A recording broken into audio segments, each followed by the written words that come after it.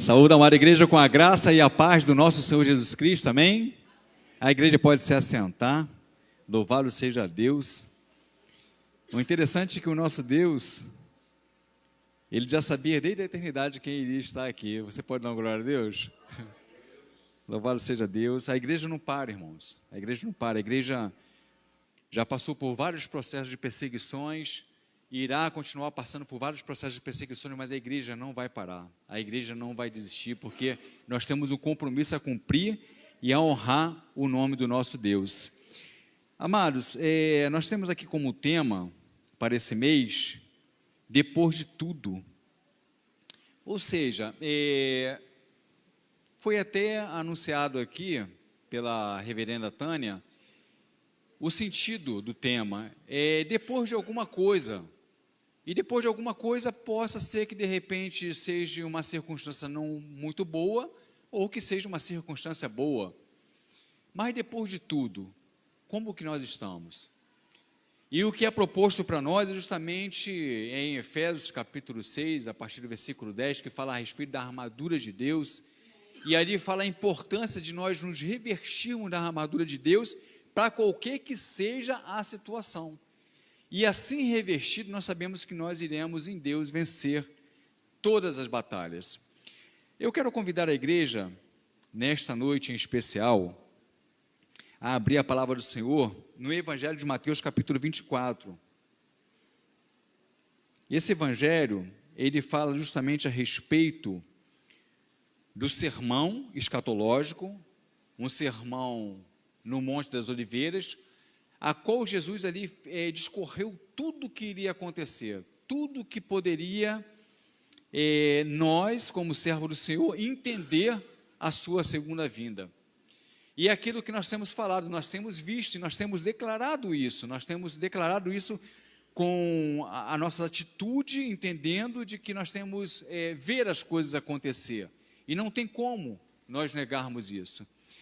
E quando nós vemos isso, o que nós precisamos estarmos preparado para assim declararmos, e depois de tudo, nós tomarmos posse daquilo que está prometido para mim e para você. Então, em Mateus capítulo 24, a partir do versículo 3, diz assim a palavra do Senhor: No Monte das Oliveiras, achava-se Jesus assentado, quando se aproximaram dele os discípulos, em particular, e lhe pediram: Dize-nos, quando sucederão estas coisas? E que sinal haverá da tua vinda e da consumação do século? E ele lhes respondeu: Vede que ninguém vos engane, porque virão muitos em meu nome, dizendo: Eu sou o Cristo, e enganarão a muitos. E, certamente, ouvireis falar de guerras e rumores de guerras.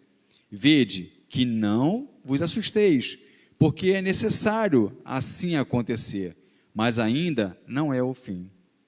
Porquanto se levantará nação contra nação, reino contra reino, e haverá fomes e terremotos em vários lugares. Porém, tudo isto é o princípio das dores. Então, sereis atribulados e vos matarão, sereis odiados de todas as nações por causa do meu nome.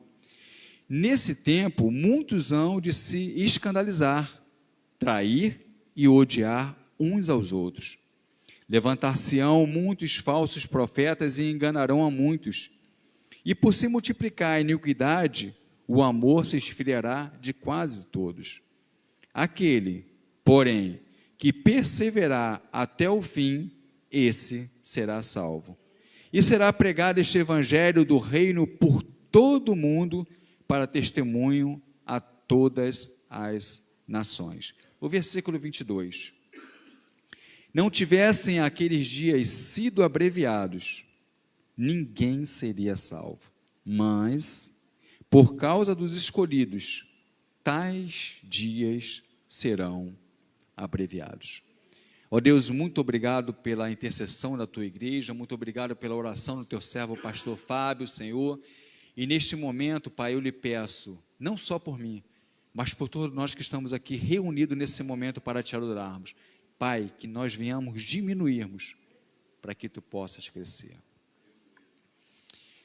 Amados, falar a respeito do sermão escatológico é algo que é óbvio que vai acontecer, é algo que é óbvio que está acontecendo.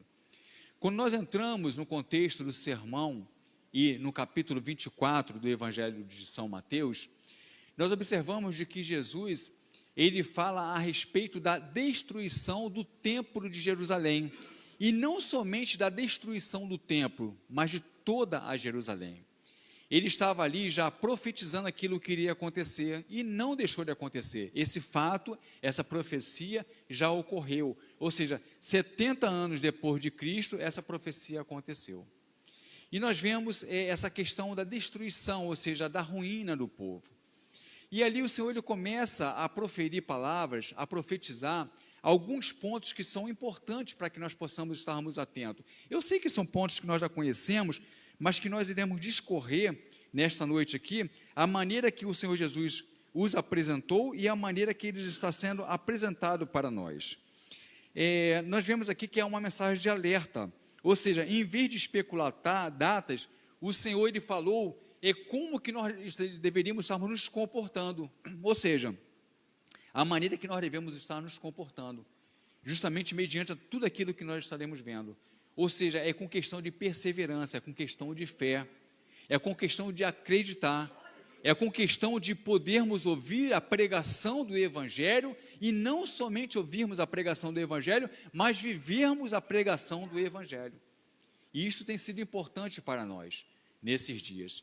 E ali ele começa a discorrer alguns pontos, como nós começamos a ler aqui, nesse Monte das Oliveiras, Jesus estava ali, se encontrava assentado, quando se aproximaram dele os discípulos em particular, e lhe pediram, dize-nos, Senhor, quando que sucederão essas coisas? E que sinal haverá da tua vinda, da consumação do século? Aqui fica bem claro de que Jesus, em nenhum momento, ele falou o dia. Amados, não tinha como e porquê. Isso não existe.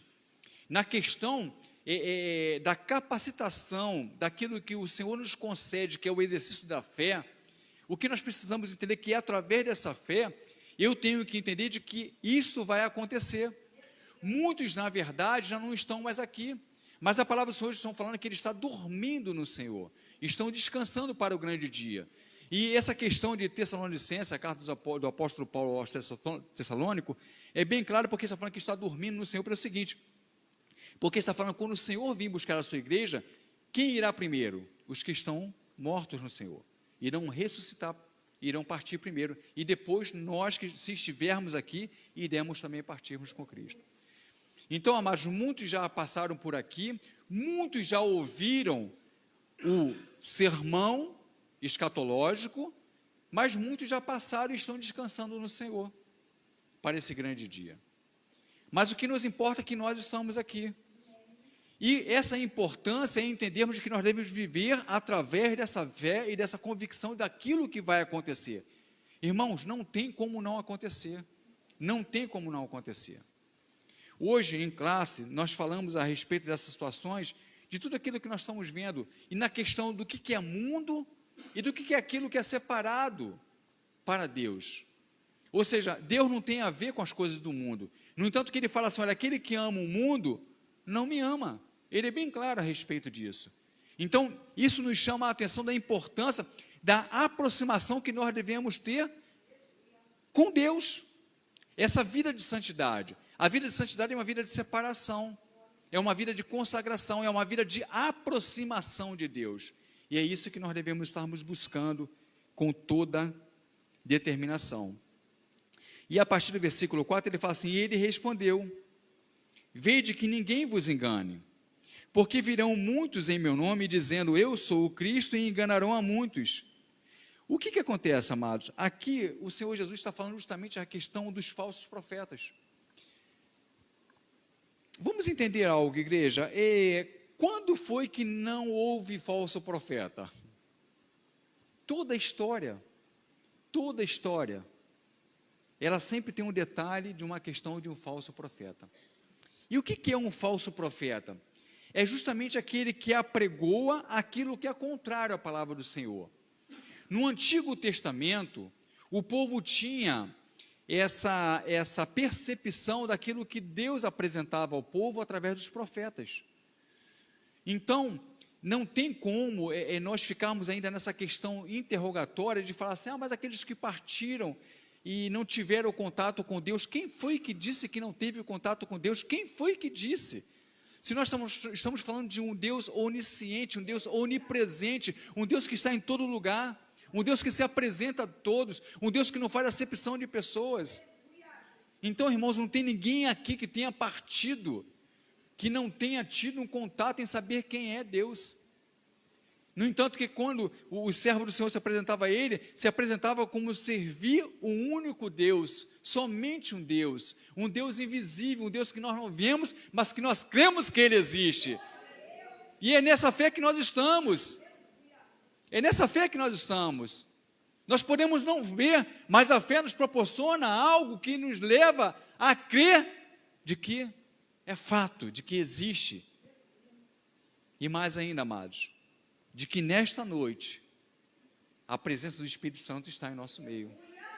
E se a presença do Espírito Santo está em nosso meio, nós entendemos que a pessoa de Jesus, que o próprio Deus, na pessoa do Espírito Santo, se faz presente no nosso meio, porque é um só, amados.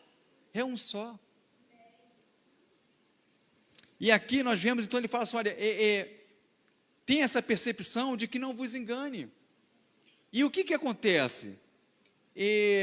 A Bíblia nos ensina a estarmos baseados na palavra de Deus, que é a palavra de Deus, não é a palavra do homem.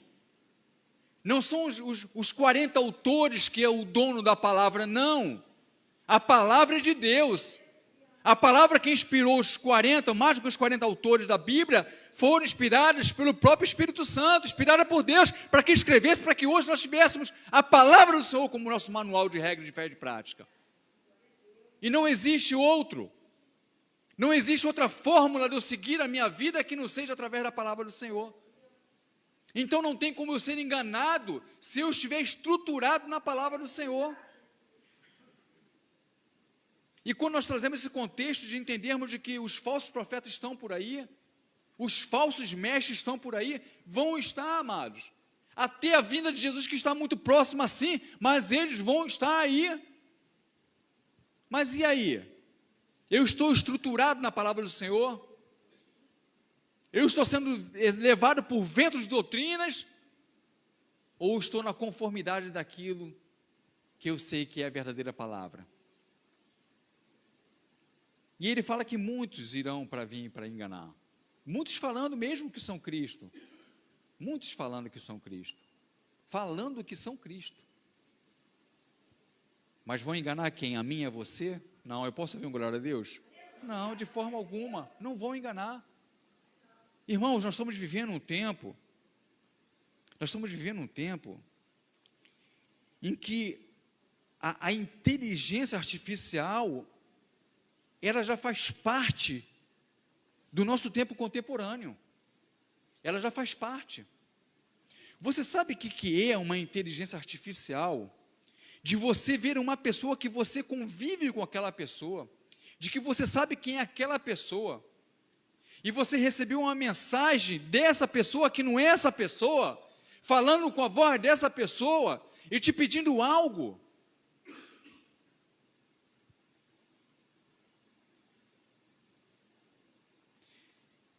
O meu irmão de sangue, também servo do Senhor, ele perdeu, menos que 2 meses atrás, ele não sabe que eu iria falar isso aqui na igreja, 35 mil reais.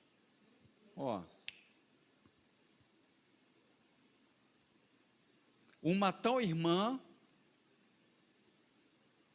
que não era irmã, ligou para ele pedindo ajuda para ele, ele foi ajudar naquilo que a irmã estava pedindo, quando foi ver a conta dele já tinha sido raspada. Uma prima que teve agora esses dias, de Minas, aqui na casa dos meus pais, ela falando que ela recebeu um telefonema da filha dela, falando: mãe, manda um dinheiro para mim aqui, porque eu perdi meu celular e eu preciso comprar um celular agora, mas manda agora. Filha, a voz da filha, com o nome da filha, ela transferiu. Como ela transferiu, essa tal filha, que não era filha, ligou de novo. Mãe, manda mais tanto. E ela mandou de novo. E ela chegou para o marido dela e falou assim: Del, estranho, Marcela nunca me pediu dinheiro. Marcela nunca precisou de dinheiro. E me pediu 2 vezes e falou: peraí, Fátima, me dá o teu telefone aqui. Marcela, pai, eu estou em casa. Esse é meu telefone. Irmãos, e não é somente isso. Essa questão dessa inteligência artificial, escuta o que eu vou falar para você, mas que você não tem que temer. Você não tem que temer. Não é nenhuma inteligência artificial que vai te enganar. Porque atrás da inteligência artificial tem uma mente humana, uma mente covarde, uma mente que quer nos enganar, mas não vai nos enganar. Por mais que venha com a imagem, por mais que venha com a voz, nós vamos saber discernir em Deus quem é e quem não é. Porque nós somos servos, somos separados. Então aquilo que é meu, aquilo que é seu, aquilo que Deus nos deu, não há de ser tirado. Então aí, eles vêm com vozes mansas, com palavras que querem dizer, não, é dessa forma, é assim.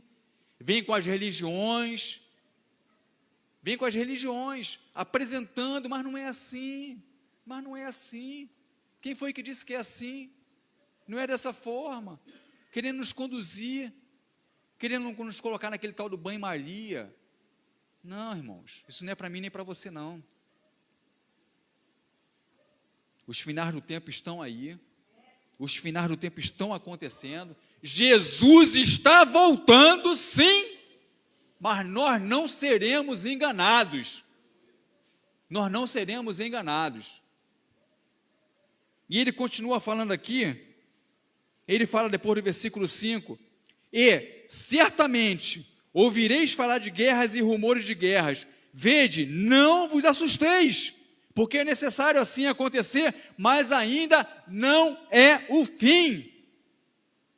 Irmãos, quem de nós não estamos ouvindo em guerras, em rumores de guerras? Quem de nós não estamos ouvindo? Quantas guerras estão acontecendo? O Trump, entendemos que os Estados Unidos foi um país protestante, e não deixa de ser um país protestante, um presidente descarado, é só quem não quer ver, irmãos, querendo trazer uma falsa paz, uma paz que está tirando vidas e vidas e vidas, sabe por causa disso? Sabe por causa de quê? Por causa daquilo que nós lemos aqui, porque o amor de quase todos iria se esfriar. Esse Trump, amados, ele estava armando recentemente, de mandar uma bomba de um espectro menor para a Ucrânia, para acabar com a Ucrânia, para detonar a Ucrânia, para que não tivesse mais vida em Ucrânia.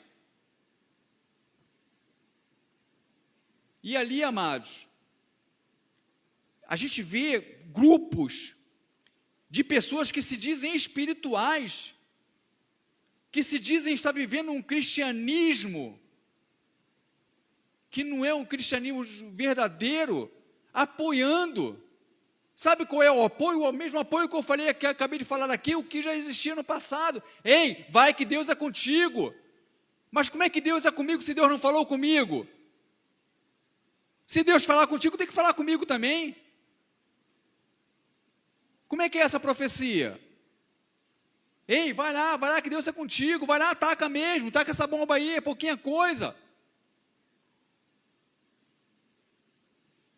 Amados, a questão dos terremotos e dos maremotos, olha tudo que Jesus deixou no que diz respeito aos sinais.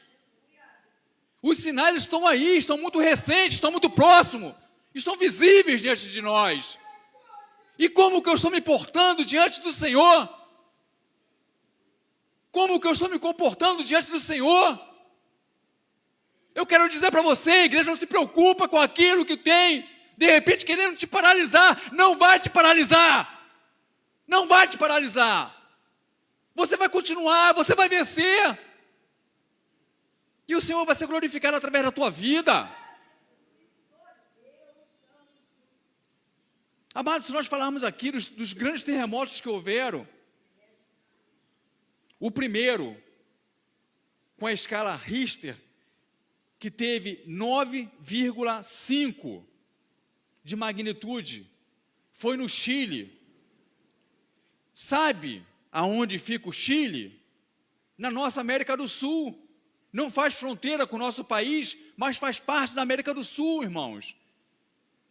E foi lá que houve, sabe quando que foi? Foi em 1960. Aí se você quer saber a minha idade, 7 anos depois eu nasci. Então, irmãos, aconteceu. E sabe quantas pessoas foram mortas ali? Há uma estatística de 1.600 a 2.000 pessoas mortas pela questão deste terremoto, que provocou um tsunami. E depois, amados, no Alasca, nos Estados Unidos, 4 anos depois, 1964, uma questão da escala Richter, na média de 9,3 para 9,4, mais ou menos, nos Estados Unidos, que fez uma certa localidade ficar tremendo quase 5 minutos. Eu tenho certeza que você viu o que aconteceu aqui na nossa Venezuela, próximo, fronteira com o Brasil. Ei, irmãos, os sinais estão aí. E o que eu tenho feito? O que eu tenho feito? O que eu tenho feito? O que eu tenho dado prioridade? O que o mundo me oferece? Que eu escolho o mundo ou eu escolho Deus? Ele falou o seguinte: eu virei como um ladrão. Ele usou essa analogia. O ladrão não vai te mandar um zap, não. Olha, eu estou indo aí para a tua casa. Ele não vai te mandar um e-mail. Ele não vai ligar para você. Ele não vai te preparar. Ele está falando que vai surgir como um ladrão. Sabe o que é isso? É repentinamente. É o relâmpago que vai surgir, amados. E depois que surgir, não adianta mais. É agora, o momento é agora. Os sinais estão aí, a palavra está aí. A palavra não vai apagar, não vai sumir, não vai deixar de acontecer, porque foi Jesus que falou.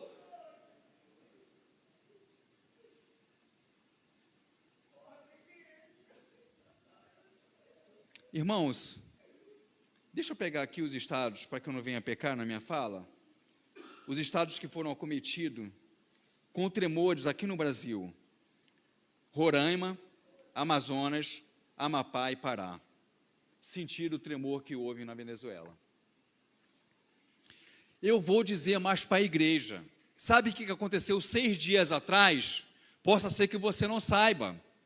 Aqui na nossa região dos lagos, a 75 quilômetros de Saquarema, tremeu o mar, irmãos. Aqui no Brasil. Qual é a probabilidade de terremoto aqui no Brasil? Mas é a palavra que precisa ser cumprida.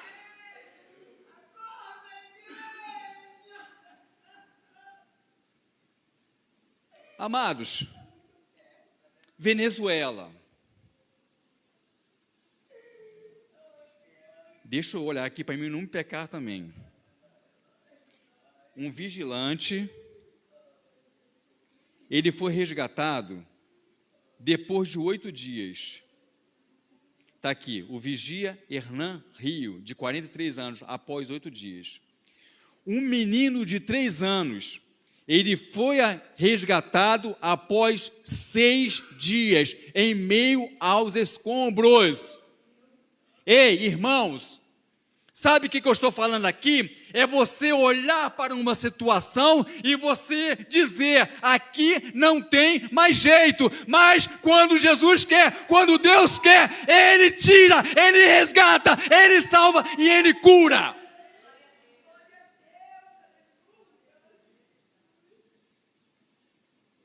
Aí pensa que para por aí, olha a maior repercussão Deixa eu olhar aqui para mim não me pecar. Isso mesmo. Uma criança com 18 dias. Uma criança com 18 dias. Amado, sabe o que é isso? A Bíblia fala o seguinte, olha, ninguém conhece a mente de Deus. Você sabe o que a escatologia nos apresenta, nos favorece? Eu estudar a palavra de Deus. E eu vou dizer claramente para vocês aqui, mesmo que eu estude a escatologia, são tantas as linhas, que eu digo só uma coisa, seja para quem for.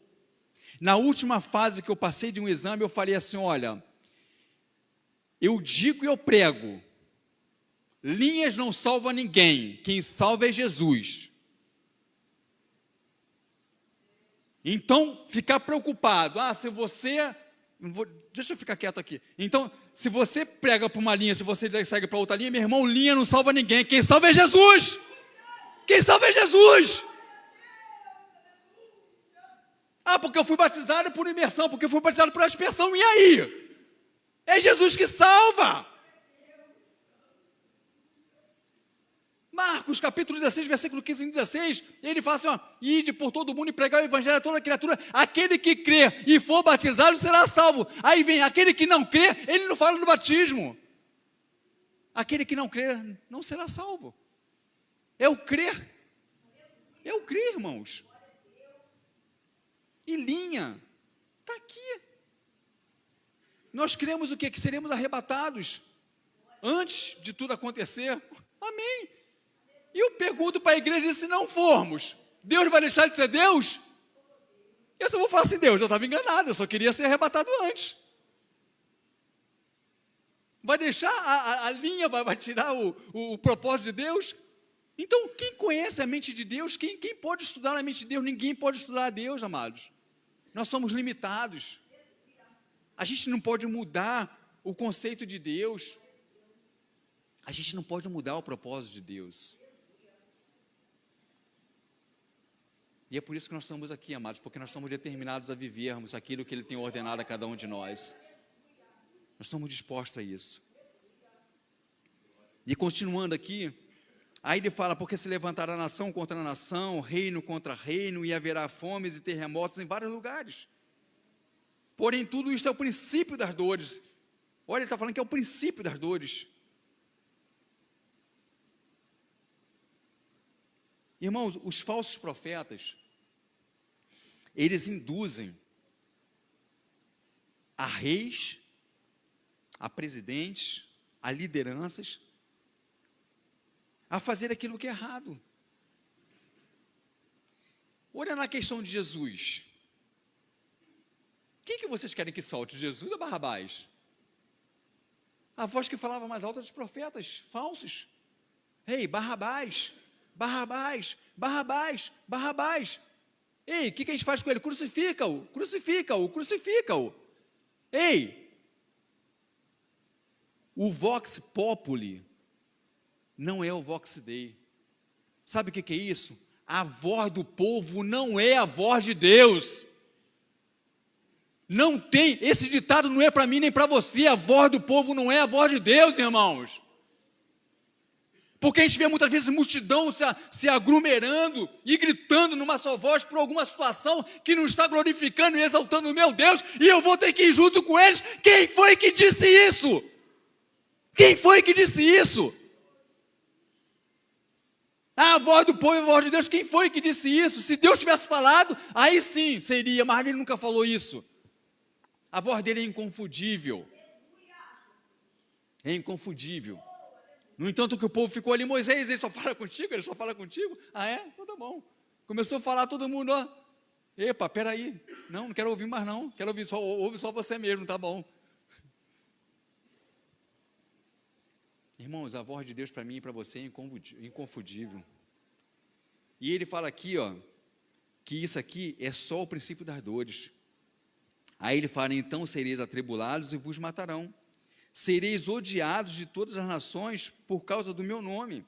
E aqui nós estávamos falando a respeito, até na classe mesmo, a respeito dessa questão, dessa perseguição. Irmãos, quando nós entendemos de que cada tempo é um tempo, nós sabemos que muitos cristãos foram jogados ali na arena para ser comidos pelos leões, serem devorados pelos leões. Nós estávamos falando hoje em classe também quantos cristãos hoje, em períodos passados aí, foram colocados como tochas. A morte dos discípulos, da maneira que foram. E eu pergunto, será que nós estamos vivendo perseguição? É claro que estamos vivendo sim, vamos continuar vivendo, irmãos, mas não é motivo para nós desistirmos. Não é motivo de nós pararmos, muito pelo contrário. Isso é um motivo que nos fortalece em Deus. Sabe por quê, irmãos? Porque nós sabemos que nele nós iremos vencer. E isso é tão interessante para nós, para a questão do conceito das pequeninas coisas, das coisas insignificantes que nós muitas vezes falamos, coisas que não têm sentido. É ficarmos aborrecidos, ficarmos entristecidos. Não existe motivo, o nosso motivo é um motivo de alegria, porque o Jesus é o motivo da nossa alegria. Ele é o motivo da nossa alegria. A morte dele não foi em vão, irmãos. O derramamento daquele sangue não foi em vão, foi por mim, foi por você.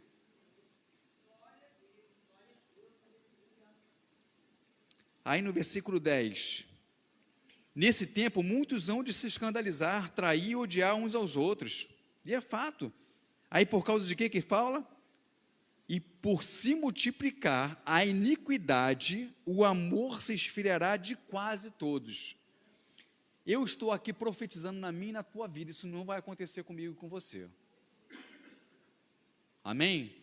O amor não vai se esfriar. O amor não vai se esfriar. O dom supremo da carta do apóstolo Paulo aos Coríntios, em 1 Coríntios capítulo 13, no versículo 13, ele termina o seguinte: agora resta a fé, a esperança e o amor. Desses três, o maior é o amor. Sem amor, ele começa falando, o que adianta eu falar a língua dos homens ou dos anjos, se não tiver amor, serei como o bronze que sou, ou como o símbolo que retine. E por aí ele vai descrevendo ali de uma forma poética, de uma forma que se não tiver amor, amados. Romanos capítulo 13, versículo 8, ele fala que se eu devo alguma coisa ao meu próximo, esse algo é amor. É amor, é amor.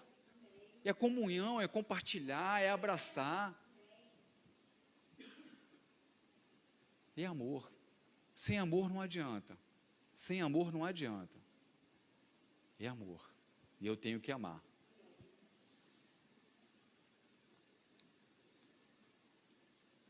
Aquele, porém, que perseverar até o fim, esse será salvo. Na questão do amor, deixa eu ver se eu não estou equivocado.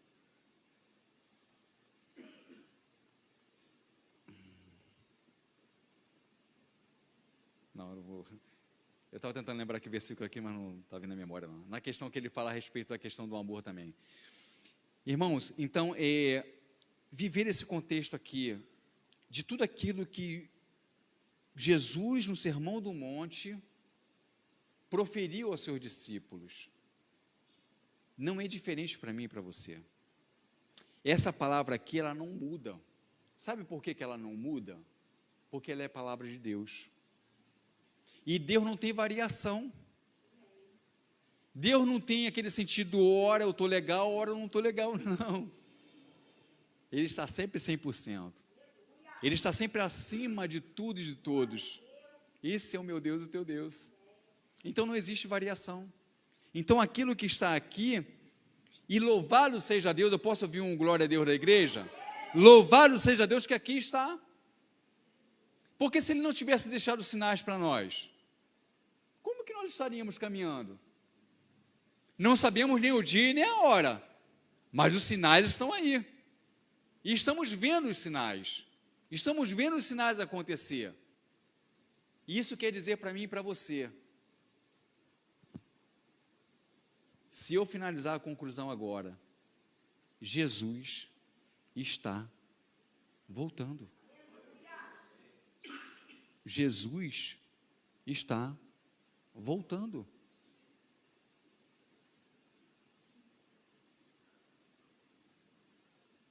Nós precisamos estarmos preparados para esse grande dia.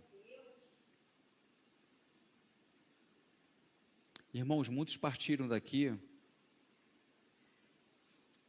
ouviram falar de Jesus, tiveram a oportunidade de conhecer Jesus e não se deram essa oportunidade. E já partiram. Para esses, infelizmente, não tem mais jeito. A Bíblia é bem clara. Ela é bem clara. Que a partir da morte segue o juízo. Mas eu e você estamos com essa grande oportunidade de convivermos cada vez mais íntimo de Jesus. E que esta palavra ela possa encorajar o teu coração. Sabe por que encorajar o teu coração? O que eu sempre falo aqui no púlpito? Hoje é que dia? Hã? Não, pode falar que dia é hoje? Do mês? 5 de 2026. Irmão, sabe o que é isso? 2026 está ali, ó. O final de 2026 está ali, acabou. E vai passar. E escuta aquilo que eu estou falando, não porque eu estou falando, porque está na palavra do Senhor. Tais dias seriam abreviados, porque nós não suportaríamos ver tudo isso que nós estamos vendo. E que amor é esse? E que amor é esse? Jeremias capítulo 9, versículo 23 e 24. Ele fala algo a respeito daquele que tem que se gloriar. Olha assim, assim diz o Senhor, não se glorie o sábio na sua sabedoria, nem o forte na sua força, nem o rico nas suas riquezas, mas o que se gloriar, glorie-se nisto, em mim conhecer e saber que eu sou o Senhor e faço misericórdia, juízo e justiça na terra, porque destas coisas Ele se agrada, diz o Senhor. Então quem somos nós para nos agradarmos da nossa força, da nossa riqueza, da nossa sabedoria? Não, é se agradar em conhecer a Ele. E esse é o motivo, amados. Não se preocupe com aquilo que você está fazendo e que você tem uns planos para que vai chegar no final de fazer. Não se preocupe. Não se preocupe. Jesus voltando, você está no lucro, amém? O apóstolo Paulo falou isso, viver é Cristo, morrer é lucro. Então, se Ele vier, você está no lucro. Se Ele não vier, você vai permanecer com intimidade com Ele e você vai alcançar seu objetivo. Então, que Deus abençoe a vida da igreja. Amém? Eu louvo a Deus por esta palavra. Louvo a Deus por esse sermão escatológico que está muito vivo em nossas vidas. Quero convidar a minha amada esposa a estar aqui à frente. Eu vou estar fazendo a oração final. Irmãos, existe uma ordem do nosso pastor, do nosso reverendo, do anjo dessa igreja, do nosso tutor, reverendo Roberto Barnabé. Ele falou que em todos os cultos que nós terminássemos, que nós estivéssemos orando aqui à frente, que nós chamássemos a igreja para estar aqui à frente. E isso é uma questão de obediência. Sabe por que obediência? Porque ele está obedecendo a Deus e está dando a ordem que Deus deu para ele, para que nós podemos ser obedientes a ele também. O reverendo Roberto Barnabé é como se estivesse aqui, amém? E vai estar aqui, amém? E vai estar aqui,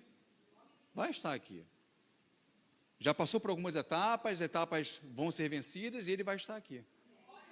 Vai estar. E o nome do Senhor será glorificado. Vamos estar orando, igreja. Você que quiser vir aqui, vamos estar no altar do Senhor.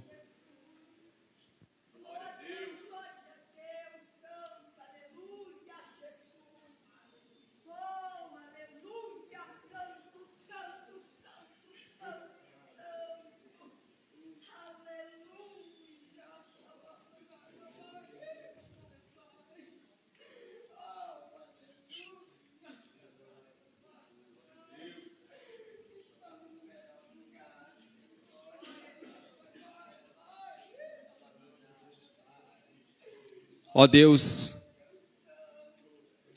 nós te louvamos e te agradecemos, Pai, pela tua palavra ministrada aos nossos corações.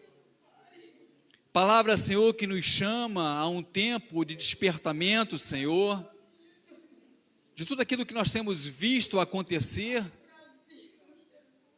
mediante, Pai, ao teu retorno, que está tão próximo, Senhor, de acontecer, Pai.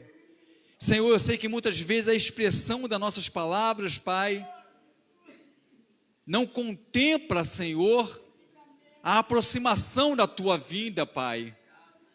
Porque, Senhor, ela está muito além das nossas expectativas, Pai.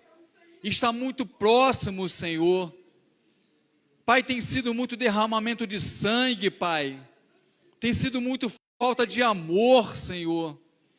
Tem sido muitas outras, Pai, porquanto a tua palavra disse que isso iria acontecer, mas que ainda não era o fim, Senhor. Pai, estamos próximos à consumação do século. E queremos te agradecer, Senhor, em termos em nosso favor a tua palavra. Senhor, estamos aqui como igreja do Senhor, Pai. Muitas vezes, Pai, intercedendo por vidas que ainda não se entregaram a ti, Senhor. Confiante, Pai, de que essas vidas terão um encontro contigo, enquanto há tempo, enquanto há oportunidade. Pai, quantos planos e projetos, Pai, que o Senhor colocou diante de nós, e que nós estamos indo, Pai, no teu tempo. Não queremos irmos, Pai, no nosso tempo, mas no teu tempo, Senhor. Então, Senhor, tenha misericórdia. A tua palavra diz, Pai, que os teus pensamentos não são os nossos pensamentos. Os teus caminhos, Senhor, não são os nossos caminhos. Isaías 55, versículo 8 e 9 declara a respeito disso, Senhor.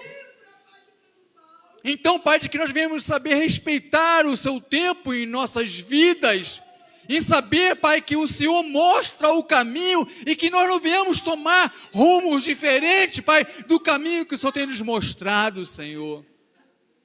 Ô Pai, nos ajuda, Senhor. Nos ajuda a sermos fiéis, Pai. Pai, nos exorta no momento que tiver que nos exortar, Senhor. Nos chama a atenção, Pai, no momento que tiver que chamar a atenção, Senhor. Porque nós somos teus servos, Pai. E tu és fiel à tua palavra.